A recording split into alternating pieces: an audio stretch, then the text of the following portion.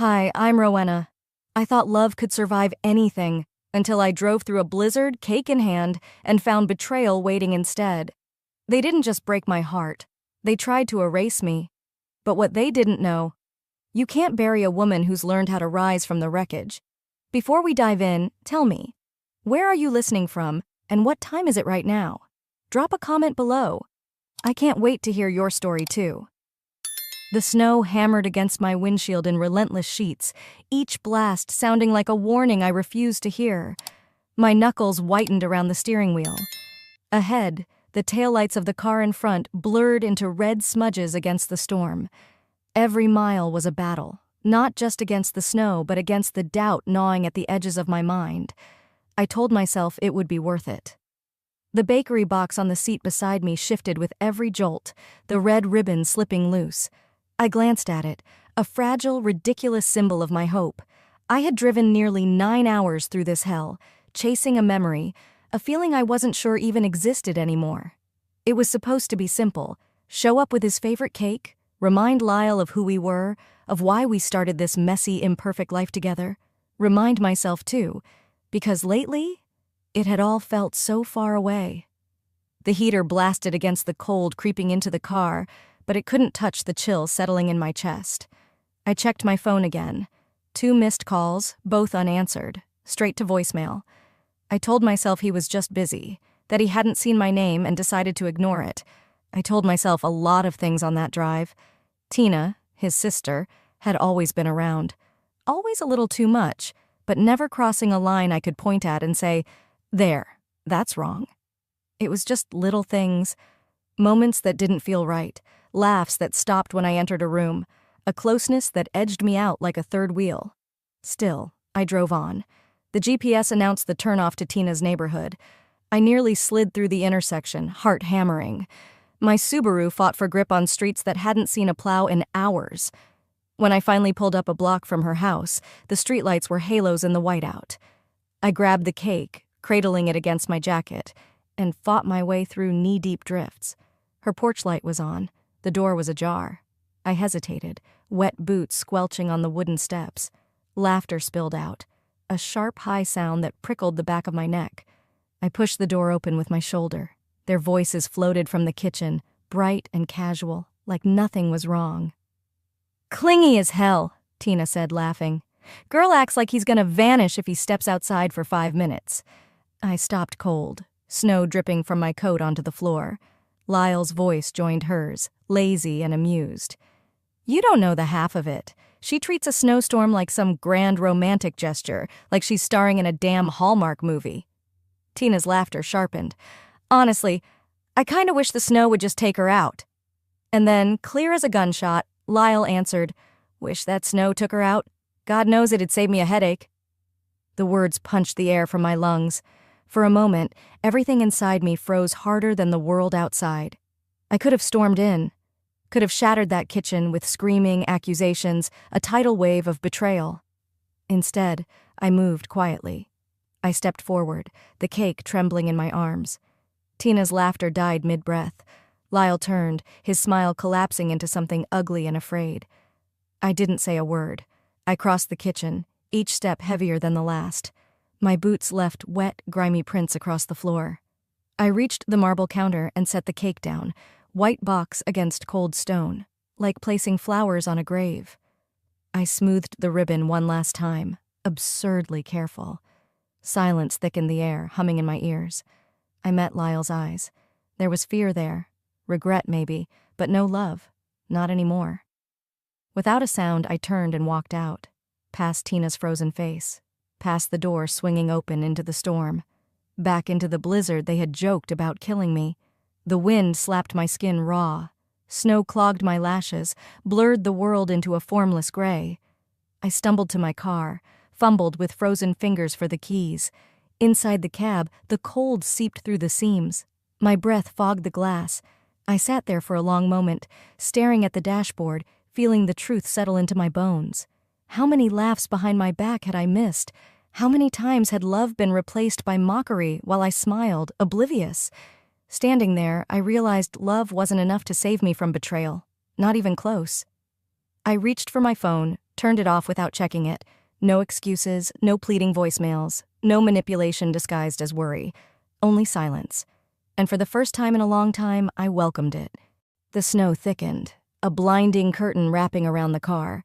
I put the gear shift into drive, and this time, I didn't look back.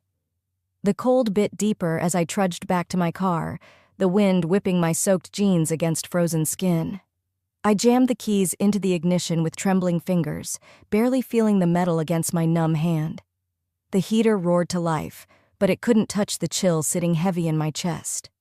I stared through the fogging windshield, snow swirling under the streetlights like ghosts in the night. Without thinking, I shifted into drive. The tires spun once before catching on the icy road, lurching the car forward. The cake box, forgotten, remained on Tina's countertop, an offering to a life that no longer wanted me. I didn't have a destination. I just drove. The streets blurred into an endless, colorless smear, houses crouched behind curtains of white. Each mile stretched out like an accusation. Fool, fool, fool. I should have seen this coming. I should have felt it long before tonight. Was I ever loved, or was I just convenient? I gritted my teeth against the sting of that thought.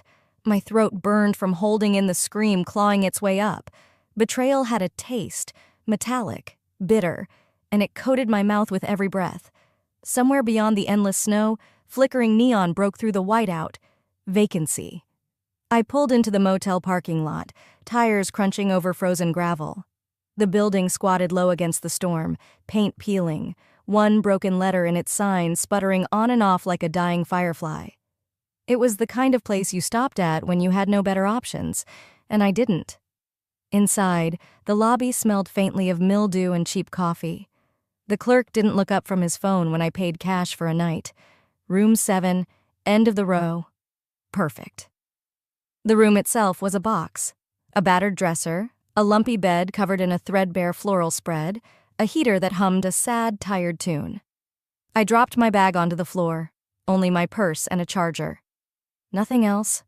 No overnight bag, no toothbrush.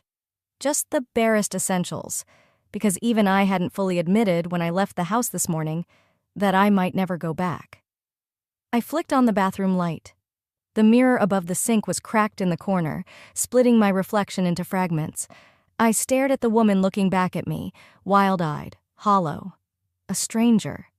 Somewhere in the distance, a plow rumbled by, pushing another mound of snow against the world. I sat on the edge of the bed, coat still on, boots still dripping. The weight of everything pressed down so hard I felt flattened, like a paper doll. Lyle's voice played on a loop in my head. Wish that snow took her out. Not in anger, not even in frustration. Casually, jokingly, like I was disposable. Like my life, our life, was an inconvenience he could laugh away over a glass of wine. I powered on my phone. 32 missed texts, 11 voicemails, his name flashing at the top of the list. I stared at it until the screen dimmed. Then, without hesitation, I powered it off again. Let him talk to the empty air. I lay back on the stiff mattress, staring at the cracked ceiling. Sleep didn't come. Instead, memories marched past. The first time he kissed me in the rain. The night he proposed with shaking hands and a stammered speech.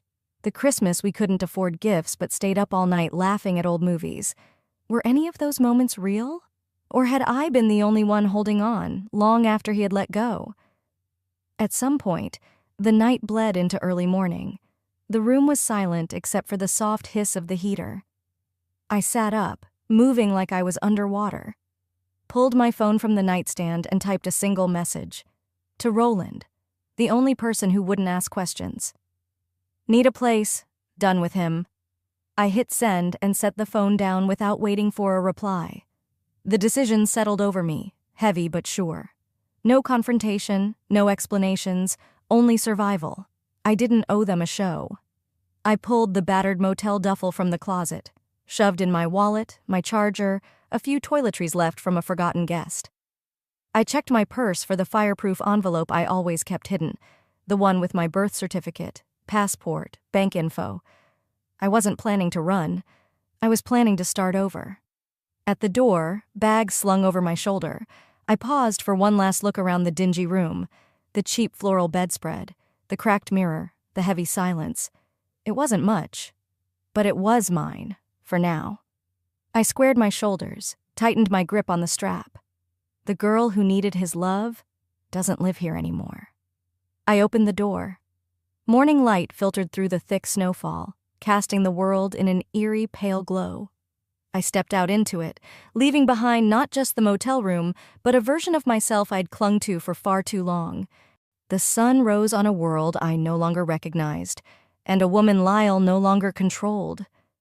Pale morning light spilled across the battered motel room, the thin curtains doing little to hold back the truth it revealed. I lay stiffly on the bed, still in my jeans and sweater from the night before, staring at the cracked ceiling with dry, burning eyes. Love didn't destroy me. Lies did. The thought sliced through the numbness. There were no tears left to cry. Only the echo of everything I had refused to see, now shouting in my face. I moved mechanically, gathering my bag, straightening the room as if politeness mattered anymore. Before leaving, I glanced one last time at the reflection in the bathroom mirror. The woman staring back was thinner, harsher around the mouth, a stranger wearing my bones. I tucked the fireproof envelope deeper into my duffel and stepped into the cold morning. The snow had slowed overnight but left the streets blanketed and heavy. I brushed off the windshield, the brittle frost crackling under my gloved hand, and climbed into the car. As I pulled onto the street, the motel shrinking behind me, a simple text from Roland appeared. "Doors open. Rooms ready." It wasn't poetry, but it was kindness. And right now, that felt sacred. Roland's house sat on a quiet street lined with heavy oaks, their branches stooped under the weight of snow. I had been there before, holiday parties, casual summer barbecues, but never like this, never as someone seeking shelter. When I pulled into his driveway, the garage door lifted slowly, a silent welcome. Roland was already inside, pretending to fiddle with a toolbox. He didn't rush to hug me, didn't ask questions. He just nodded once and said, "Guest room's made up, bathroom stocked." That was it. No judgment, no pity. The walls of my chest cracked a little under the weight of that simple grace. Inside, everything smelled faintly of pine and clean linen. A small guest room waited at the end of the hall. Fresh sheets, a folded towel, and a spare key left neatly on the nightstand. I closed the door softly behind me, setting my bag down with a muted thump. Alone, I sank onto the bed. The mattress dipped under my weight, sturdy and real, unlike everything else that felt like it was slipping through my fingers. Silent tears finally came, threading hot paths down my frozen cheeks. I curled onto my side, clutching the pillow as if it could anchor me to something steady. I didn't sob, didn't make a sound. The pain leaked out of me slowly, quietly, until all that remained was exhaustion. Later, when the sun was higher and I could hear Roland bustling in the kitchen, I dragged myself to sit up. I wiped my face, pulled my hair into a rough knot, and went to join him. He poured 2 mugs of coffee without a word, just slid one across the counter toward me.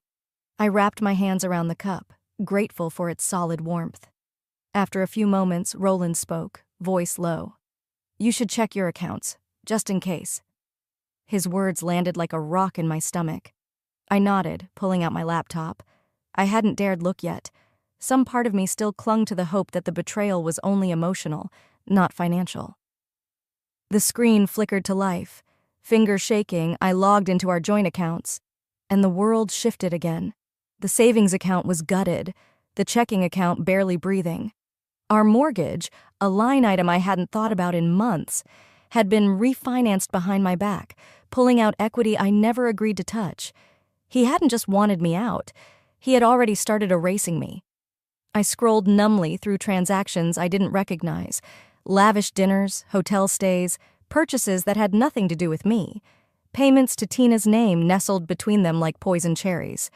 The final kick, a transfer labeled Personal Trust LG.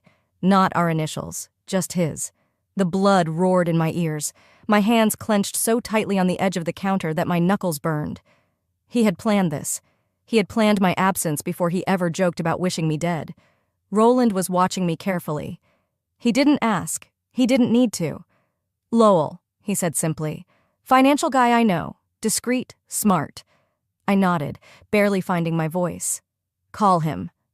While Roland made arrangements, I sat frozen, staring at the numbers that now seemed to mock everything I had believed in. An hour later, I was sitting across from Lowell at Roland's kitchen table. He was middle-aged, sharp-eyed, with the calm patience of someone used to delivering bad news. "It's legal," he said, after reviewing the accounts. "Barely. Morally, it's garbage. But undoable? No." A flicker of hope stirred in my chest. "You'll have to move fast," Lowell warned. "Separate your assets, protect what's left." I nodded, absorbing every word like it was oxygen. By late afternoon, I had canceled joint credit cards, opened new accounts, moved what little remained into my name only, changed passwords, secured the fireproof documents.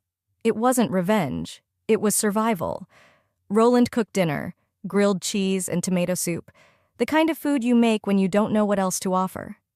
We ate in silence, the weight of the day pressing down but not crushing me. Afterward, I stayed at the kitchen table, spreadsheets spread out before me. I tapped a pen against the wood, rhythmic and steady, refusing to be swallowed by despair. This wasn't sadness anymore. It was strategy. If he thought that storm could bury me, he should have made sure I was dead. The time for piecing together quiet truths had passed. Now I moved through the wreckage with open eyes, knowing exactly who had set the fire and who was fanning the flames. The morning was brittle and sharp, a low gray sky pressing against the earth. I wrapped my scarf tighter, stepping outside Roland's house into the biting cold.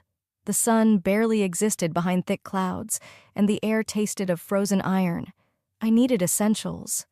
A reminder that survival wasn't an abstract concept anymore. It was now my daily work.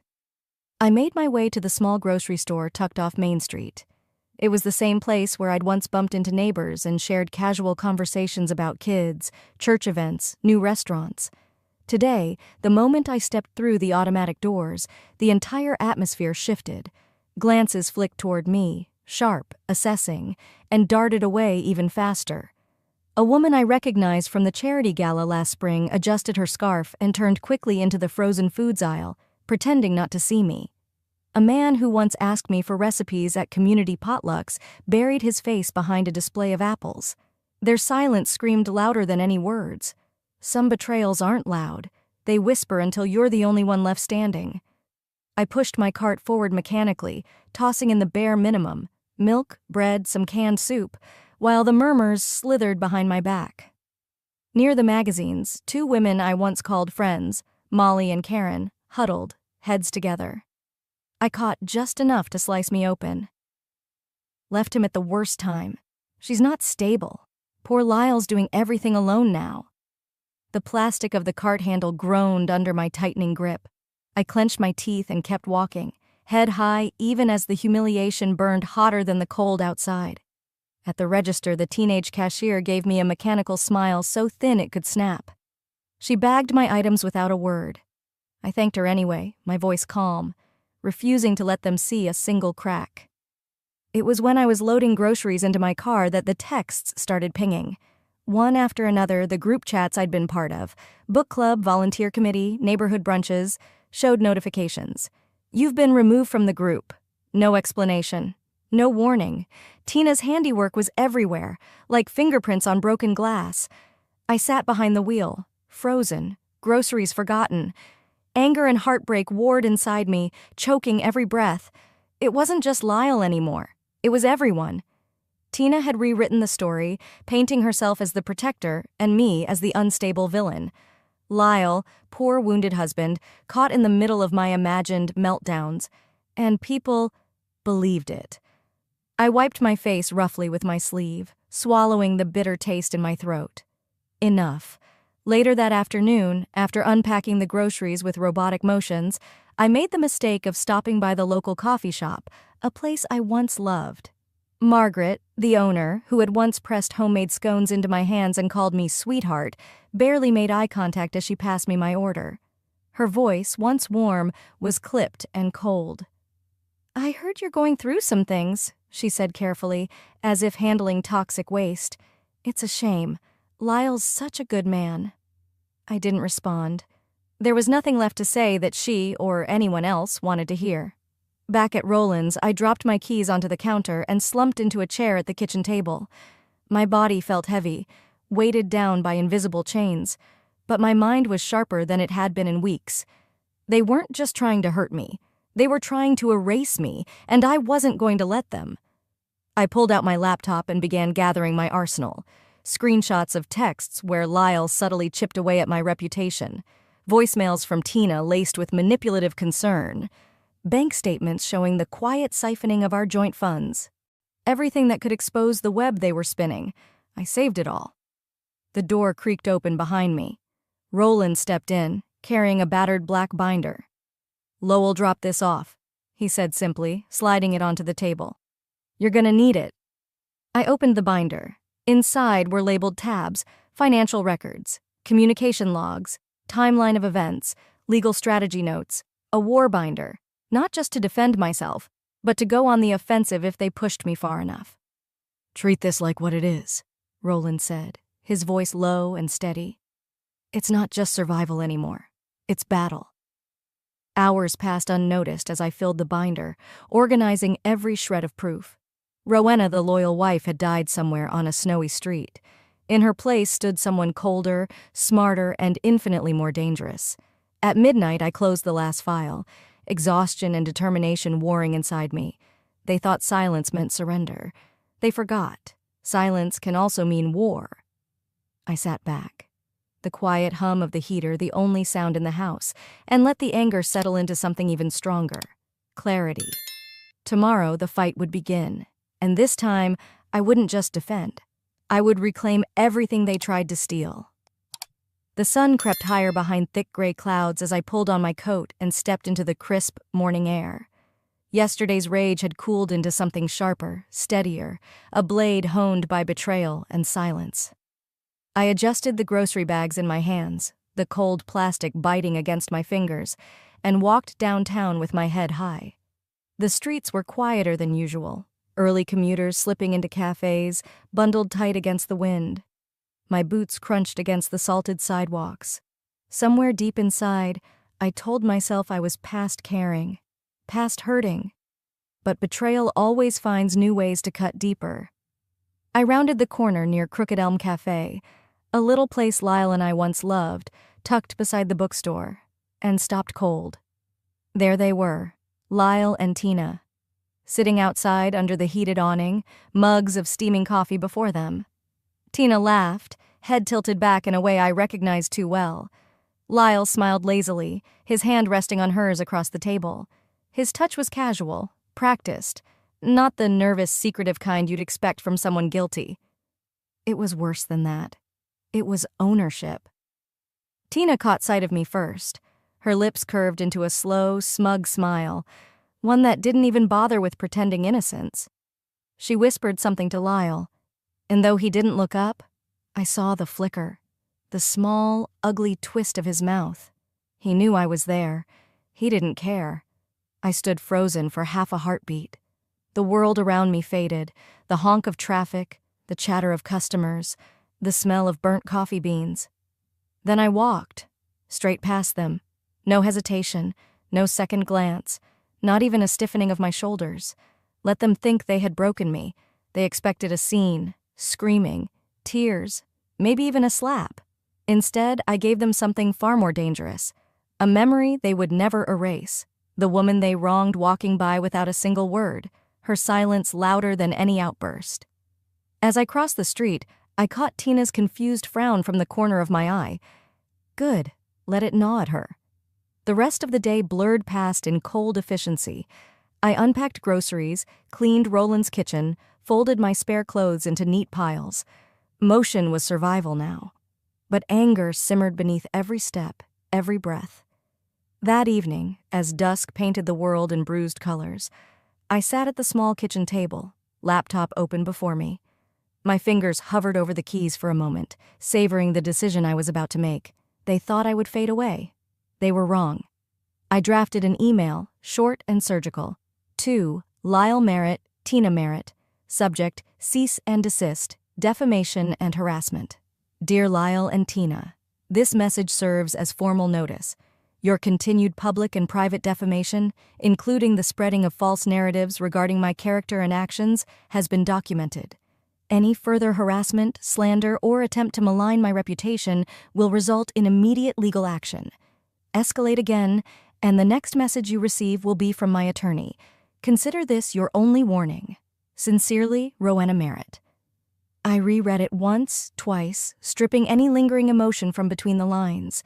No anger, no sorrow, just fact, and the sharp promise of consequences. With one click, I sent it. The email disappeared into the ether, a silent missile aimed directly at the heart of their smug little empire. I leaned back, exhaling slowly. For the first time in weeks, I didn't feel powerless. I felt dangerous. Later, I sat by the living room window, sipping a mug of chamomile tea as the storm gathered outside. The wind rattled the windows, the first snowflakes swirling against the glass in ghostly spirals. Perfect. The storm mirrored the one inside me, cold, relentless, inevitable. They crossed the line. Now they'd learn what silence and steel look like combined. After sending that final warning, I didn't wait around for a reply. I moved forward as if the response had already arrived, and deep down I knew it would. The next morning dawned brittle and cold.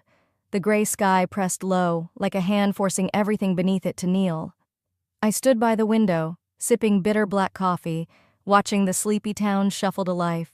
The frost on the glass mirrored the tight knot in my chest. Today was the day we moved from words to actions. The difference between a warning and a strike? Timing. And today, the clock was mine. Around mid-morning, Roland's text buzzed on my phone. It's done. The server's headed to Lyle's office now. I didn't smile. I didn't even breathe differently. I simply nodded to myself and closed the message. Across town, while Lyle sat in a midweek marketing meeting, a man in a nondescript jacket walked in, interrupting the proceedings with polite finality. "Lyle Merritt?" the server asked. Lyle, oblivious, raised his hand lazily. An envelope dropped into it with clinical precision. "You've been served." Witnesses later said Lyle went pale immediately. Tina, who was there playing the devoted support system, reportedly snatched the envelope, skimmed the contents, and turned the color of curdled milk. I imagined the way the room must have gone still, the way whispers must have sprung up like wildfire once the realization hit. And still, I moved silently on my end. No tantrums, no ugly Facebook posts, just the sharp blade of law, sliding exactly where it needed to. Later that day, the retaliation started. It was petty, predictable. Rumors thicker and dirtier than ever before surfaced. Anonymous posts on neighborhood forums claiming I had mental instability issues. Whispered conversations at church potlucks about how I had emotionally abused poor Lyle and made his life hell. The same people who had once cheered for our wedding now looked at me as if I were something they needed to scrape off their shoes. But this time I didn't tremble. I didn't flinch. They were louder now, but I was smarter. And Lowell had prepared me well. While Tina and Lyle threw tantrums publicly, Lowell and I moved methodically. Personal accounts, locked down, joint accounts, frozen. Any attempt Lyle made to touch marital funds, blocked. More than that, the marital asset division leaned in my favor, because we had documented misconduct, financial betrayal, and character defamation. Every ugly little lie they spread was another stone added to their own grave. They wanted war, I thought coldly one afternoon, sorting yet another batch of emails into the war binder. I built a fortress instead. But the real twist, the one that shifted the entire balance of power, came later that week. Lowell called me into his office. "You need to see this," he said, handing me a thick file. Inside were documents tracing several credit cards tied to Lyle, cards I never knew existed, charges I never authorized, luxury shopping sprees, 5-star hotel stays, designer jewelry, all in Tina's name. It hit me like a gut punch first, and then, slowly, like armor sliding into place. While they plotted to destroy me, they were already sinking themselves. Tina wasn't just his accomplice, she was his debt. By the time the divorce finalized, every financial liability tied to those secret cards would fall squarely into Lyle's lap, because they were created without my consent, and Lowell had already ensured my legal separation from them. They thought they were burying me. In truth, they had only dug their own graves deeper. A storm began brewing again outside, the wind rattling bare branches against the windows of Roland's kitchen as I sat across from Lowell that afternoon. Signing document after document felt less like closure and more like rebirth.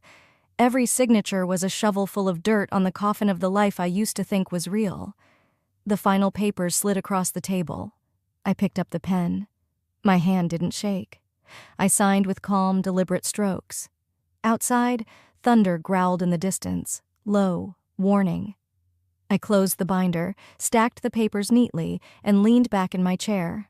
Let them drown in the life they built on lies. I had already set sail toward freedom. The morning after signing the final stack of legal documents, the air felt different, still heavy, still raw, but carrying a sharp edge of finality. I sat at Roland's kitchen table, my tea cooling between my palms, feeling a quiet strength fill the spaces that grief used to occupy. I had closed the chapter, but some fires don't die. They grow into infernos when fueled by desperation. The first warning came in the form of a doorbell ringing just after noon. I set down my mug, exchanged a glance with Roland, and walked cautiously to the door. Through the peephole, I saw the storm I'd been expecting. Not a legal notice or another rumor, but the living, breathing embodiment of my past mistakes. Lyle. Disheveled, swaying slightly, eyes red-rimmed and wild. Desperation isn't silent. It comes screaming when everything else has been lost. I opened the door just a crack, the chain still engaged. He didn't wait for permission. "You ruined my life?" he barked, his voice thick with alcohol and bitterness. I didn't flinch. I didn't even blink. "I loved you," he slurred, fists clenching at his sides. "You were supposed to fix things, not destroy everything." Behind him, parked crookedly by the curb, I caught a glimpse of Tina sitting behind the wheel of her beat-up SUV. She didn't move, didn't interfere, just watched with a strange, cold detachment. Neighbors began peeking through blinds, some even stepping onto porches under the pretense of checking mail, phones already in hand. Roland stood a few feet behind me, arms crossed, one hand subtly holding his phone, dialing the police without a word. I unlatched the chain and stepped out onto the porch, shutting the door behind me with deliberate calm. If Lyle wanted a scene, he would get one, but not the one he was hoping for.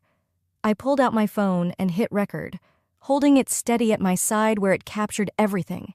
His slurred insults, his incoherent accusations, the broken man unraveling on my doorstep. "You think you're better than me now?" Lyle sneered, stumbling forward a step. "You think you're some kind of queen, walking away?" I let him rage. I let him burn through every ounce of venom he had left. And then, when the timing was perfect, I spoke, just loud enough for the camera and the gathered audience to hear.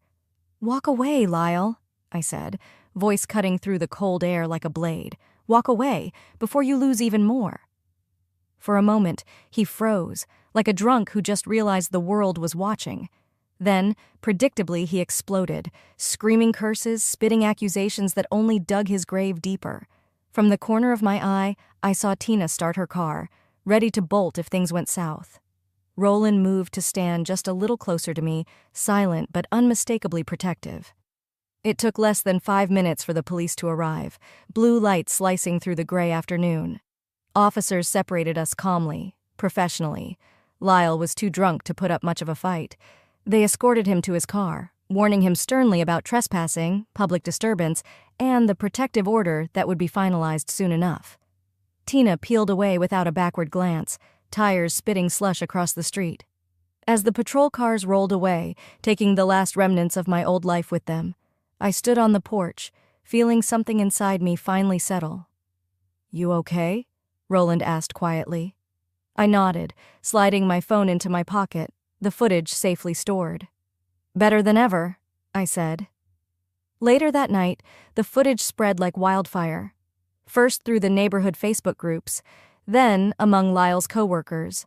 Then wider, screenshots of his drunken tirade, snippets of his incoherent rage.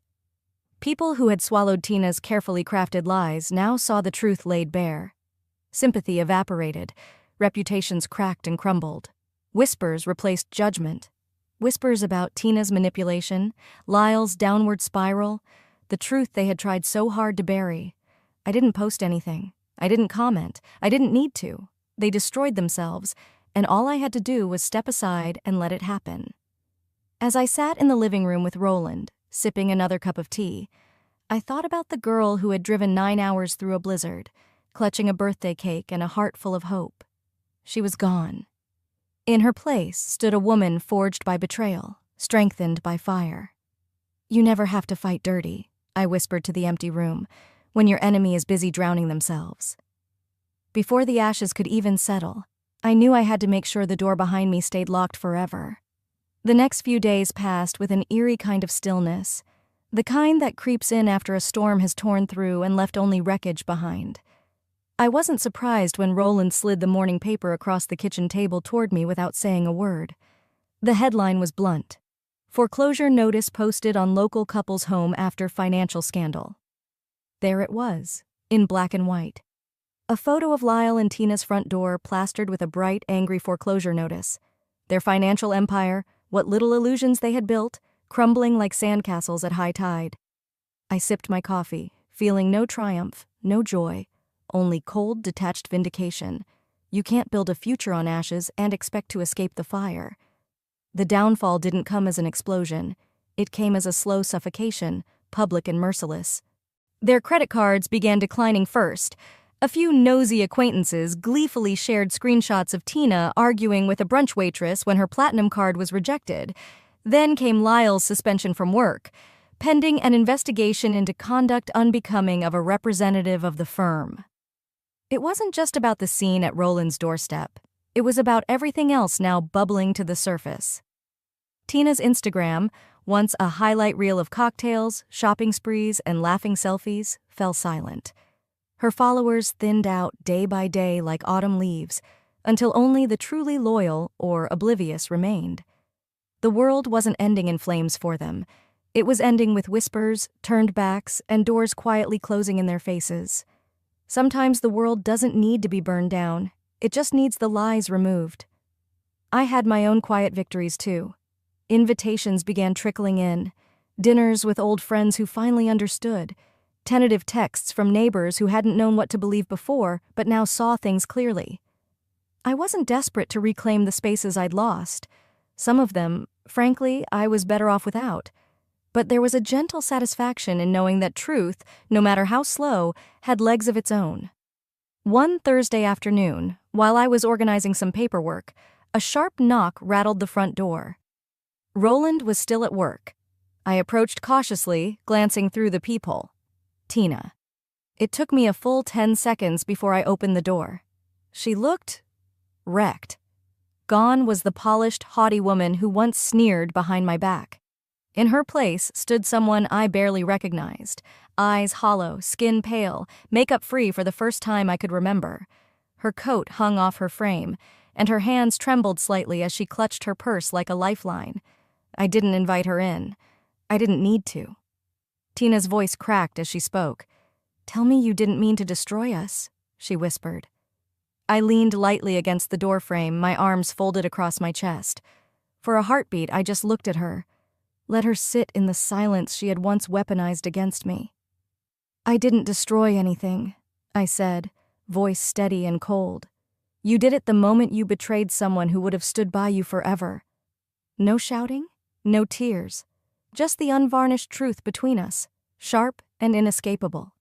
Tina's face crumpled. She let out a choked sob, covered her mouth, and stumbled back toward her car. I watched her sit behind the wheel, sobbing into her steering wheel like the world itself had caved in around her. I didn't move. I didn't comfort. Some endings require you to turn away without looking back.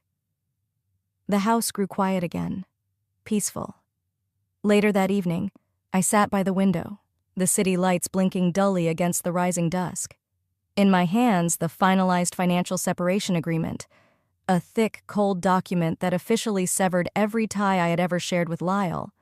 I read through it slowly, tracing each line with the deliberate patience of someone reclaiming their life, clause by clause.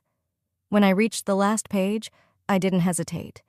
With a steady hand, I signed my name at the bottom, sealing the end of a chapter that had nearly broken me. I wasn't who I used to be, and I didn't want to be her ever again. Healing didn't always look like triumph. Sometimes it simply looked like breathing again, and for the first time in months, I could finally do it without tasting blood. The morning sun filtered through gauzy curtains in my small, worn apartment.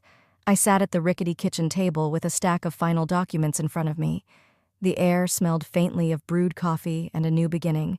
In my hand, the pen hovered over the last piece of paper, the final divorce decree. I pressed the pen down.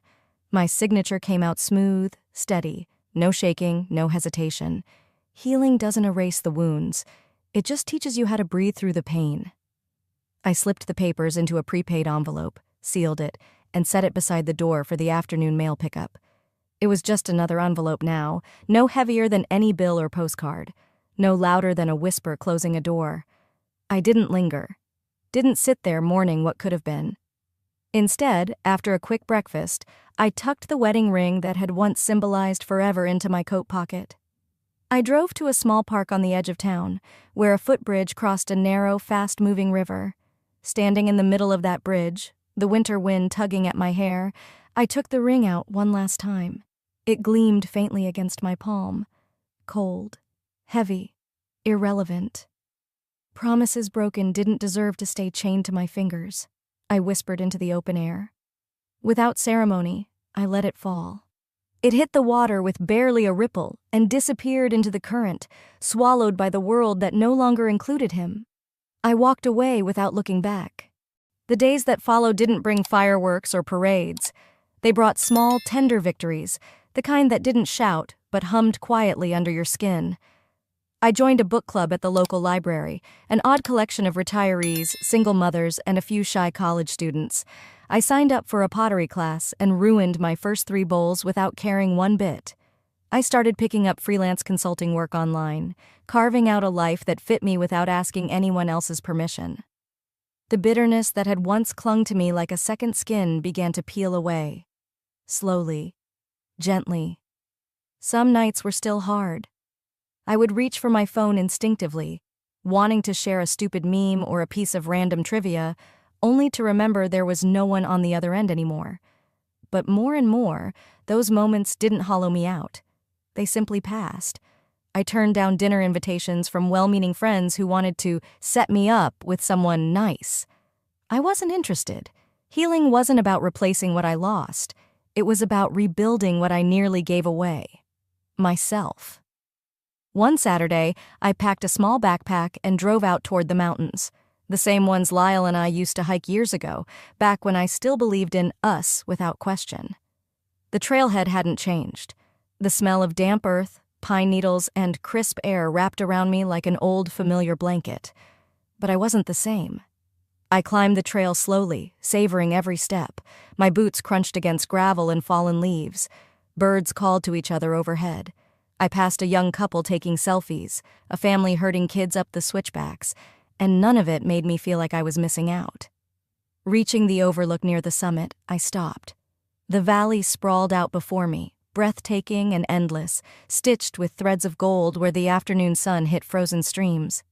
I closed my eyes and breathed deep into my chest, feeling my ribs expand fully for the first time in longer than I cared to admit. The girl who drove through a storm for love was gone. The woman standing here now? She was the storm. I smiled, not because everything was perfect, but because I knew I could weather whatever came next, and that was enough. Sometimes survival isn't loud. It's quiet steps forward after the world you knew crumbles. Rowena's story reminds us that healing isn't about forgetting the scars. It's about learning to breathe through them and build a new life stronger than before. Have you ever had to rebuild yourself after a betrayal? I'd love to hear your story in the comments below. If you enjoy powerful stories of resilience, love, and family drama, make sure to subscribe for more. Your next chapter could start with just one breath,